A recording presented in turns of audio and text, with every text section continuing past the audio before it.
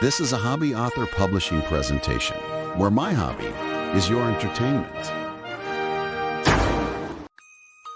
Welcome back to Shadows of Secrets. The Shadow Myster's fortress, the Veiled Citadel, is protected by magic our heroes cannot break. Their only hope lies in finding a ghost from the underworld's past, Kryxia the Labyrinthine, a master of illusion. But Kryxia does not wish to be found. Her trail is cold, her tracks erased by deception and misdirection.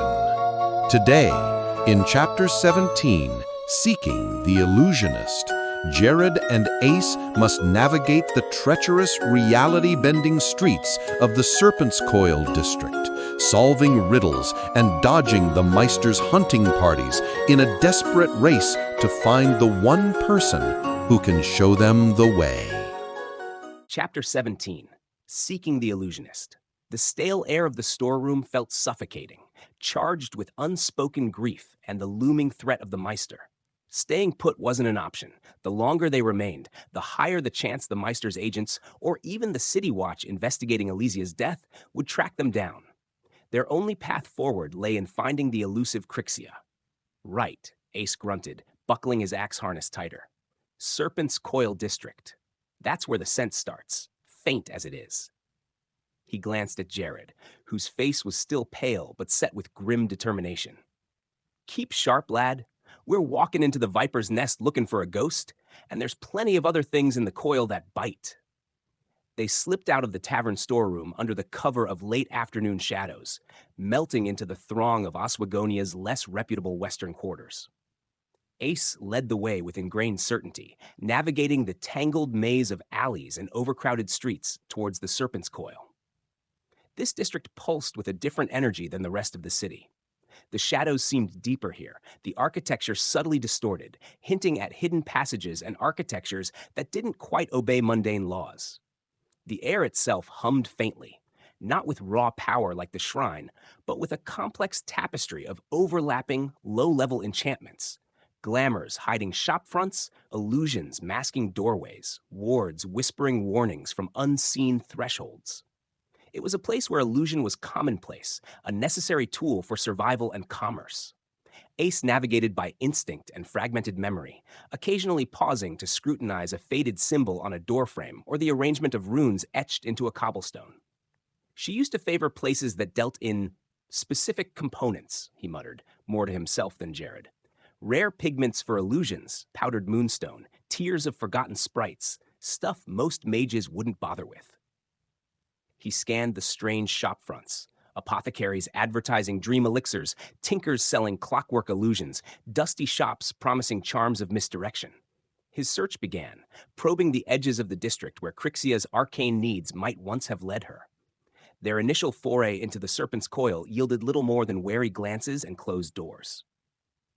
Ace approached a cramped shop selling rare inks derived from phosphorescent fungi, inquiring obliquely about sources for pigments capable of sustaining complex, long-term illusions. The proprietor, a wizened gnome with eyes that seemed too large for his face, merely shrugged, claiming his current stock was mundane, his suppliers unreliable. When Ace pressed gently, mentioning the need for materials favored by old masters of the craft, the gnome's eyes narrowed, and he abruptly declared his shop closed for the day. Next, they tried an antiquarian dealing in scrolls purported to contain fragments of ancient illusion magic. Jared, playing the part of a curious scholar, asked about specific theoretical texts on layered reality weaving. The shopkeeper, a gaunt woman draped in shadowy silks, offered only common charms and minor cantrips, professing ignorance of anything more profound. Her gaze, however, lingered on Jared's pendant, a flicker of calculation behind her polite refusal, suggesting she knew more than she let on, but deemed them unworthy or too dangerous to engage. They spoke to street informants lurking in the shadows of distorted alleyways, asking about whispers of powerful illusionists operating in the district, past or present. Most offered only vague rumors of petty hedge wizards or charlatans.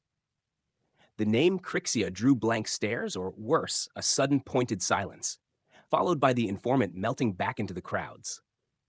It quickly became apparent that Kryxia hadn't just moved on. She had actively scrubbed her presence from the district's memory, leaving behind only fearful silence or deliberate misdirection. Her tracks weren't just cold, they were expertly, intentionally erased. As they moved deeper into the Serpent's Coil, navigating its reality-bending alleys, a chilling pattern emerged. More than once, they spotted them. The tall, unnaturally thin figures clad in rags of shadow, moving with silent, predatory grace. Myster's agents. They weren't just patrolling the upper districts near the palace anymore. They were here, in the Coil, their presence a stark anomaly amidst the district's usual denizens of tricksters and petty illusionists. They saw one pair questioning a nervous-looking street vendor, their voices too low to hear, but the vendor's palpable fear was unmistakable. Later, rounding a corner where reality seemed to momentarily stutter, they nearly collided with a trio of the shadowy figures exiting a dilapidated tenement, their void-like faces seeming to sweep the alleyway with chilling intensity. Ace pulled Jared back into an alcove filled with discarded illusionary props just in time, holding their breath until the agents glided past. "Slag it," Ace breathed, once the figures were gone, his hand tight on his axe. "They know we're asking. Or maybe they're just sweeping Elysia's old haunts." He glanced back the way they'd come. "Either way, the hounds are sniffing our trail. We're running out of time to be subtle, Jared." The Myster's presence here, in this district tied to illusion and Kryxia's past, felt like a tightening noose. Whether Rix was actively hunting them or simply purging any potential loose ends connected to his creator, the result was the same. Their window for finding Kryxia before the Myster's forces closed in was shrinking rapidly. The need for a breakthrough became desperate, forcing them to take greater risks. The increased presence of the Myster's agents forced Ace's hand. Subtle inquiries were getting them nowhere fast, and time was a luxury they no longer possessed. He needed a more direct line, a contact who might have dealt with Kryxia more recently, someone less likely to be intimidated into silence or already eliminated. He stopped abruptly in a narrow alley where shimmering illusions made the walls seem to ripple like water. "There was one," he muttered, digging deep into his memory, past the usual fences and informants. "Not a mage supplier, a different kind of specialist." His eyes narrowed. "Name's Malkor, deals in unique acquisitions. Stolen arcane foci, smuggled grimoire pages, artifacts liberated from private collections." Ace grimaced. "Operates on the principle that everyone needs something they can't get legally, even master illusionists." He recalled Kryxia mentioning Malkor once, disdainfully, as a necessary evil for acquiring certain ethically ambiguous components required for her more complex works. Things like solidified echoes, crystallized paradoxes, or tears shed by forgotten gods, items found only in closely guarded vaults or sacred sites. "Malkor wouldn't scare easily," Ace continued, his voice grim. "Too connected, too paranoid himself, and he values profit above all else. If Kryxia dealt with him, even years ago, he might remember something useful. A delivery point, a method of contact." He met Jared's gaze. "It's risky. Malkor's place is likely watched by the Watch and probably the Myster's goons by now, but he might be our best shot at a solid lead." Finding Malkor wasn't easy, but unlike Kryxia, the fence needed a place of business, however disreputable. Ace led Jared through the most chaotic, disorienting section of the Serpent's Coil, towards the midnight market, a sprawling, semi-permanent bazaar crammed into a nexus of overlapping alleyways and covered passages where the illusions were thickest and the rule of law thinnest. Here, beneath flickering cantrips that cast shifting, unreliable light, vendors hawked everything from stolen watch uniforms and counterfeit guild memberships to bottled whispers and charms promising luck in games of chance. The air buzzed with nervous energy, illicit deals, and the constant hum of low-grade magic. Ace navigated the throng with practiced ease, ignoring the beckoning calls and suspicious stares. He was searching for specific signs. Coded chalk marks on walls, the particular pattern of trinkets displayed outside a stall, the overheard snippet of specific slang. Finally, near the market's chaotic heart, tucked behind a stall selling dubious prophetic fungi, he spotted it. A narrow doorway, almost completely obscured by shimmering curtains that seemed to show different scenes depending on the angle of approach. Above the door, visible only if you knew where to look, was a small, tarnished silver scarab. Malkor's discreet sigil. There, Ace breathed, nodding towards the shimmering doorway. Deep breath, lad. Try not to look like you're worth robbing, and let me do the talking. Malkor smells desperation like a shark smells blood. They slipped through the illusory curtains, leaving the market's noise behind, plunging into the fence's shadowy lair. The space behind the illusory curtain was cramped, cluttered, and smelled faintly of ozone and desperation. Malkor sat behind a heavy, scarred desk crafted from dark wood, barely visible amidst precarious stacks of scrolls, strange artifacts, and locked strongboxes. He was surprisingly nondescript, middle-aged, balding, dressed in drab merchant's clothes, but his eyes were sharp, cold, and missed nothing. He looked up as they entered, his expression hardening instantly at the sight of Ace. "Stonebeard," Malkor greeted, his voice smooth but lacking any warmth. "Didn't expect to see your charming face darkening my doorway again, especially not these days." His gaze flicked dismissively over Jared. "Business or trouble?" "Information, Malkor," Ace said, keeping his tone level, leaning casually against a stack of crates. "Looking for someone, an old acquaintance, specialist in illusions, goes by Kryxia." Malkor's eyes narrowed almost imperceptibly. He steepled his fingers. "Kryxia? Haven't heard that name in years. Decades, maybe? Faded into mist, like her work." He gave a thin, humorless smile. "Can't help you." "Can't? Or won't?" Ace countered, dropping a small but heavy pouch of coins onto the desk. It landed with a satisfying thud. Generous finder's fee. Malkor eyed the pouch but didn't reach for it. "My memory isn't what it used to be, Stonebeard, especially concerning clients who value discretion." Ace leaned forward slightly, his casual posture evaporating, replaced by quiet menace. "Maybe I can jog it," he said softly.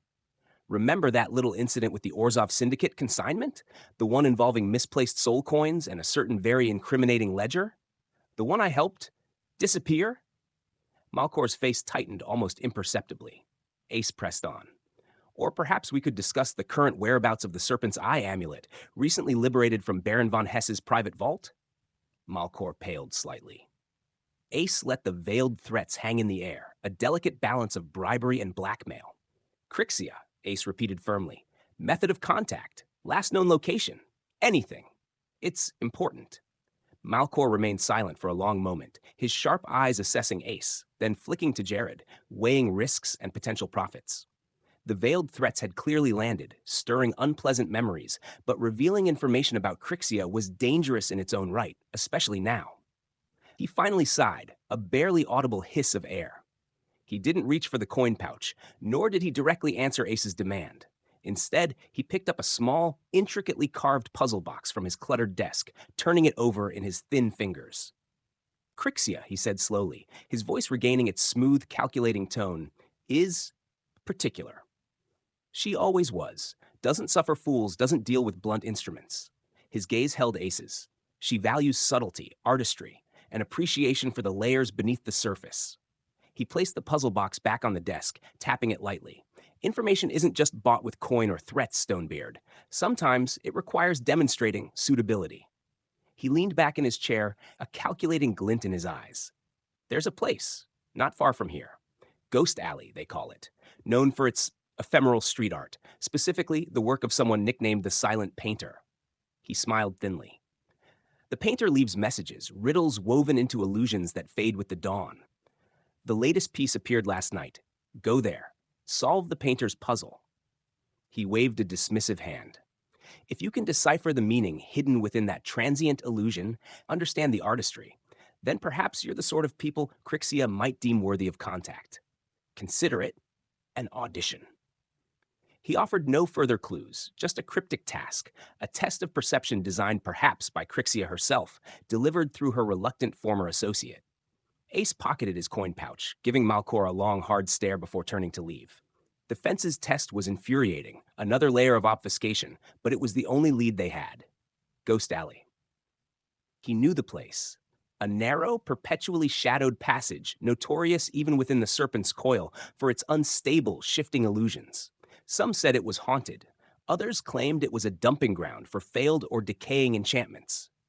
Finding the alley itself wasn't difficult. Its entrance was marked by a flickering archway that seemed to promise passage, but often led pedestrians into a blank wall or a loop back to where they started. Ace, grumbling under his breath about arty nonsense, focused on the faint arcane signatures, bypassing the more obvious misdirections, while Jared used his heightened senses to spot subtle inconsistencies, paving stones that shimmered slightly out of phase, faint whispers that seemed to come from nowhere, patches of unnatural cold.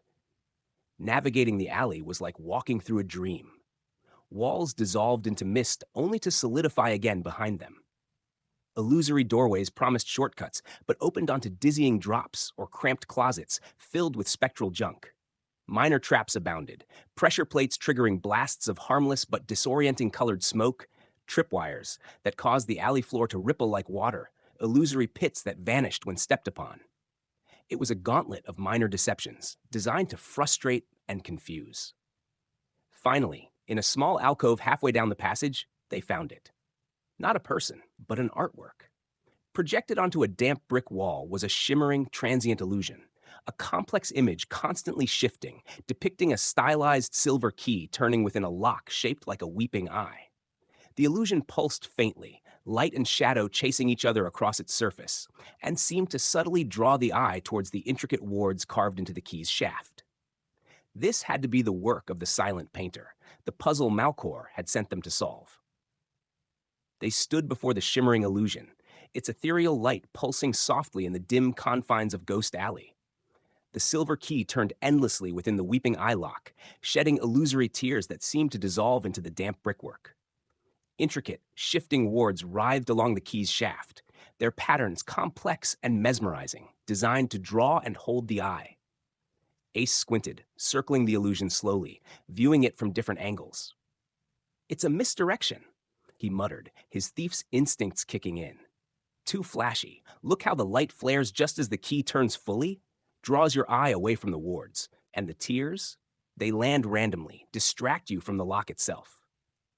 He was looking for the con, the hidden mechanism behind the visual trickery. "There's a pattern in the flicker, I think. Repeating every fifth rotation hides something." While Ace focused on the deceptive rhythm, Jared concentrated on the details within the illusion, his senses seeking resonance beyond the visual display. The pendant beneath his tunic remained quiet, suggesting this wasn't directly tied to Elysia's magic, but his ranger's focus allowed him to filter out the distracting elements. He ignored the flashy turning of the key, the dramatic tears. He focused solely on the complex wards etched along its shaft. They shifted and morphed, but one symbol, small and easily overlooked near the key's tip, felt different. It didn't writhe with the others. It pulsed with a faint, steady internal light, almost imperceptible beneath the brighter, shifting glare of the main illusion. It depicted a stylized labyrinth, a symbol sometimes associated with seekers of hidden paths. "Ace," Jared whispered, pointing. "Forget the turning, forget the tears. Look at the wards, that one." He indicated the specific symbol. "It's stable. It pulses differently." Ace narrowed his eyes, timing his observation with the flicker he'd noticed. "Eye, just before the main flare. It glows brighter for a split second, like it's the real point." He looked around the alcove. The illusion was projected onto the brick wall, but that specific pulsing labyrinth symbol seemed anchored, its faint light consistently illuminating one particular nondescript brick just below it, regardless of the shifting tiers or key rotation. "The key, the eye, the tiers, it's all noise," Jared concluded. "The message is the labyrinth symbol, pointing to that brick." Ace ran a hand over the indicated brick. It felt slightly loose. The puzzle wasn't the image. It was using the illusion to highlight a physical marker. They had deciphered the silent painter's art. Ace probed the edges of the loose brick Jared had identified, the one subtly highlighted by the pulsing labyrinth symbol within the illusion. Using the tip of a fine pry bar from his kit, he carefully worked the mortar around it. The brick shifted inwards with a soft click, revealing not empty space, but a small, shallow compartment hollowed out behind it. The shimmering illusion of the key and eye flickered once, then dissolved completely, leaving the alley dim and quiet once more. The silent painter's message had served its purpose. Nestled inside the compartment on a bed of faded velvet lay a single object, a small, smooth disc forged from a strange silvery gray metal. Jared didn't recognize. It was cool to the touch, featureless except for a complex, maze-like pattern etched deeply into one side, the same labyrinth symbol from the illusion, rendered in physical form. The disc felt oddly heavy for its size and seemed to absorb the faint light filtering into the alley. It bore no maker's mark, no inscription, nothing that could trace its origin or ownership. Ace picked it up carefully, turning it over in his fingers. "Well, I'll be," he breathed. No cryptic map, no secret message. He recognized the nature of the object from old underworld dealings involving paranoid mages and secretive organizations. It's a token, a pass, untraceable, anonymous. He looked at Jared, a flicker of grim satisfaction in his eyes. Malkor wasn't just testing us. This is how Kryxia vets people. Solve her puzzle, find her marker, claim the token. This, he held up the silvery disc, is likely our ticket to an audience. Proof that we navigated her little game. They had passed the test. Now came the harder part, using the key. As Ace examined the silvery labyrinth token, Jared noticed something else tucked into the corner of the hidden compartment, almost hidden beneath the faded velvet lining. It was a tiny, folded piece of parchment, sealed with a drop of plain dark wax. He carefully retrieved it and broke the seal. Inside, written in elegant, precise script that was somehow impersonal yet undeniably arcane, was a short, cryptic message. The labyrinth acknowledges the seeker. Carry the token, but do not display it openly. At moon-high, when the city sleeps deepest, approach the whispering fountain in the Pauper's Quarter. Leave the token upon the northern lip of the basin. Depart immediately. If deemed worthy, guidance will find you. Attempt no tricks. Seek no shortcuts. The path reveals itself only to those who respect its ways. The note offered no guarantees, only conditional possibility. The Whispering Fountain, another obscure landmark, this time in the city's poorest district, far from the Serpent's Coil. They were being sent on another leg of this scavenger hunt, this time to leave the token as an offering, a signal into the unknown. Kryxia wasn't coming to them. They had to prove their worthiness and trust that her guidance, if granted, would manifest in its own time and manner. The control remained firmly in the elusive illusionist's hands. Ace read the note over Jared's shoulder, his brow furrowing. Whispering Fountain? Pauper's Quarter? He grunted, tucking the token safely away. Figures, never simple with folk like her. He considered the instructions. Moon-high, leave the token. Depart immediately. He glanced at Jared. Sounds straightforward enough, but that fountain, it's not exactly hidden. Jared nodded grimly, picturing the location. The Pauper's Quarter was bleak and impoverished, its narrow streets often deserted after dark, but the Whispering Fountain itself sat in a small, dilapidated square. While not heavily patrolled by the Watch like the upper districts, the square offered little cover, crumbling low walls, a few skeletal trees, mostly open space exposed under the moonlight. Leaving the token means being out in the open, even briefly, Jared mused. And departing immediately means we can't just melt back into the shadows right away. We'll be visible, leaving the area. The risk was palpable. If the Myster's agents were actively hunting them, or if Kryxia's test involved observation, that moment of exposure at moon-high could be fatal. It felt like another calculated risk demanded by Kryxia, testing not just their perception, but their nerve and their ability to operate under pressure in a vulnerable location. Waiting for moon-high suddenly felt like waiting for a blade to fall. Doubt gnawed at Jared as they made their way back towards their safe house, the weight of the labyrinth token seeming to press against Ace's tunic. This feels wrong, Ace, he murmured, keeping his voice low as they navigated the crowded streets, trying to blend in. We solve one puzzle just to be sent to an exposed location in the dead of night? What if Malkor wasn't just testing us? What if he tipped someone off? The Myster? He remembered the chilling ease with which Rix had appeared on the rooftop, the way his agents seemed to anticipate their movements. What if the Myster knows about Kryxia, knows her methods? This Whispering Fountain, rendezvous, it could be an ambush, perfectly timed for moon-high when we're most vulnerable. The possibility that Kryxia herself might be compromised, or that this was an elaborate trap using her reputation, felt terrifyingly real. Could be, Ace conceded gruffly, his eyes constantly scanning the crowds, checking rooftops, looking for tails. Anything could be a trap these days, lad. Maybe Kryxia sets up anyone who gets this far. Maybe the Meister's already got her, and this is just reeling us in. He met Jared's wary gaze, his expression hard. But what other choice do we have? We need someone who can break the veil. Kryxia is the only name we've got. This token, this meeting, it's the only thread we have to pull. He spat softly onto the cobblestones. We walk into it careful, ready for anything. But we walk into it. It's the only way forward. Trap or no trap.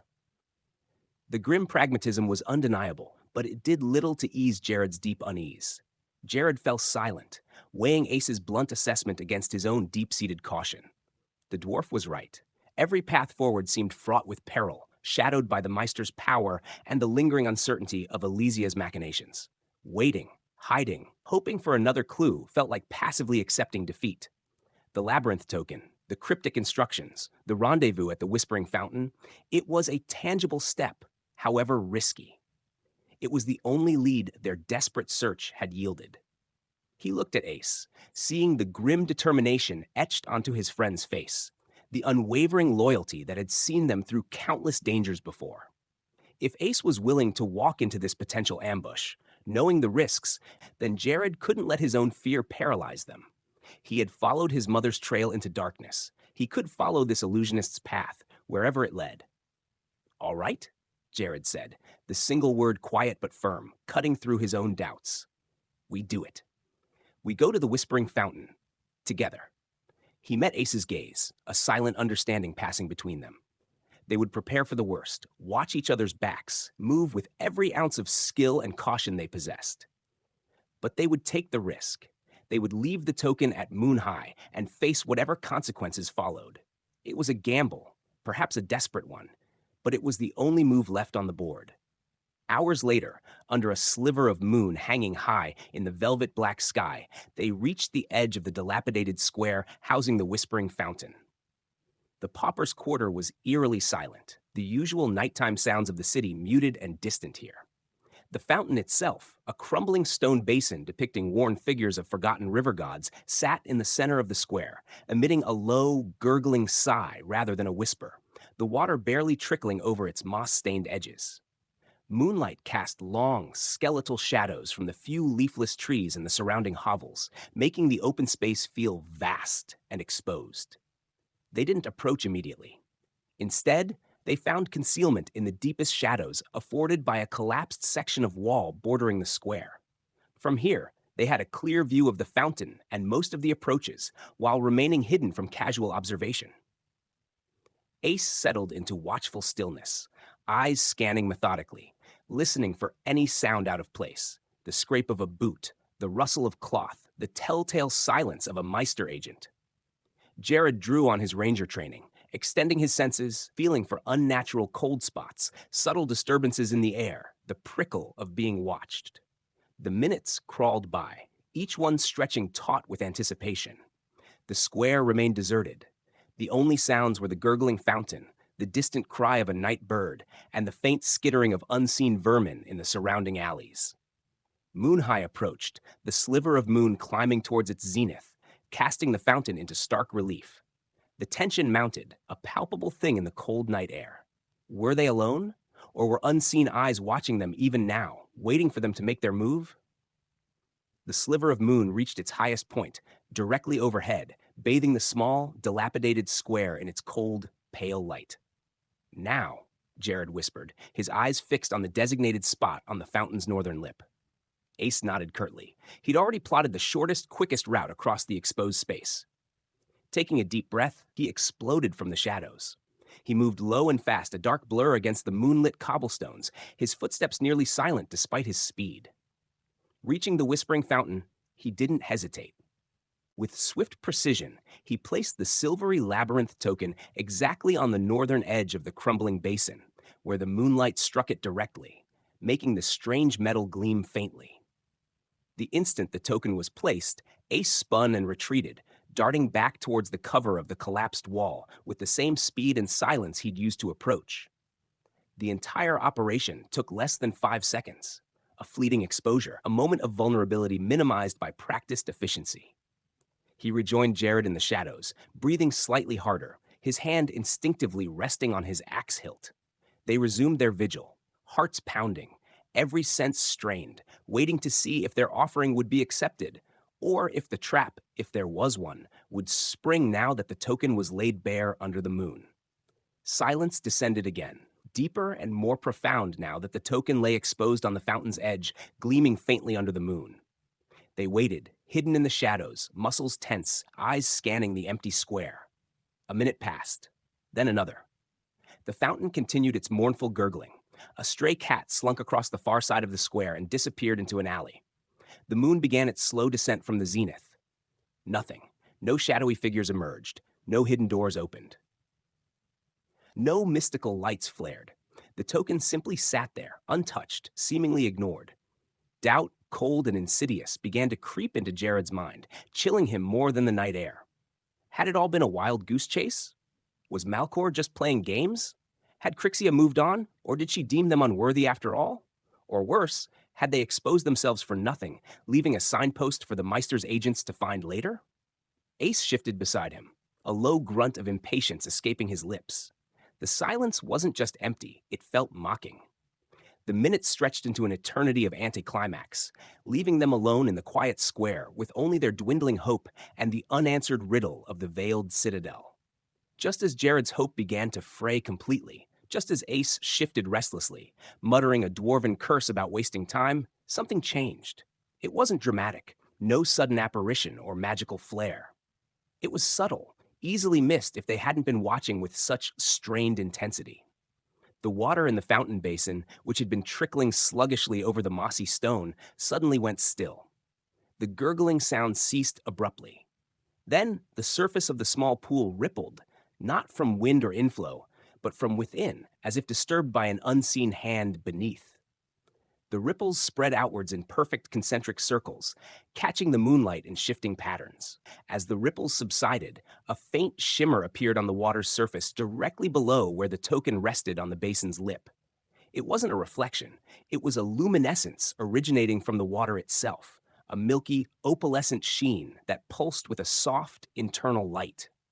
It wasn't overtly magical in the way Elysia's power or the Myster's darkness had been, but it was undeniably other. A quiet response breaking the mundane silence, hinting that their offering had, perhaps, been acknowledged after all. The opalescent shimmer on the fountain's surface pulsed gently for a moment, then began to coalesce, the milky light gathering and resolving into distinct lines and shapes.